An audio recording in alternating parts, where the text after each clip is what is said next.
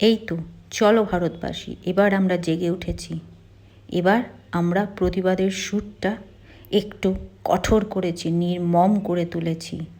কারণ শুধু এই ঘটনার কথা বলছি না, গলিতে গলিতে প্রতি জায়গায় কিন্তু এরম রাতের অন্ধকারে বা দিনের আলোতে কত ঘটনা ঘটছে। আমাদের মতন কত নারীরা রক্ত অশ্রু কাঁদছে। চলো, আজকে সময় হয়েছে, এগিয়ে যাই, প্রতিবাদ করি এই অত্যাচারের। আর তোমরা তোমাদের মাকে কি সত্যি সম্মান করো?